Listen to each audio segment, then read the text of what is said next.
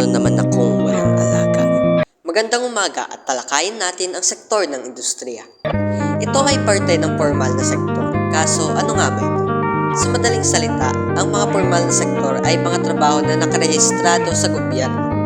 Ngayon, ang sektor ng industriya ay ang sektor na nagbibigay ng mga trabaho sa mga tao tungkol sa mga teknolohiya at makinarya.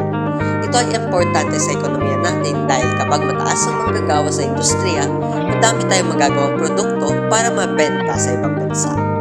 Itong sektor na ito ay nakalaan sa pagmimina, manufaktura, construction, at iba pang mga katulad nito. Kaso, sa Pinas, nakukulangan tayo ng pondo para palakasin ang sektor na ito. Meron nga tayong hilaw na materyales, pero wala namang makinaryang magproproseso nito. Ngayon, anong gagawin?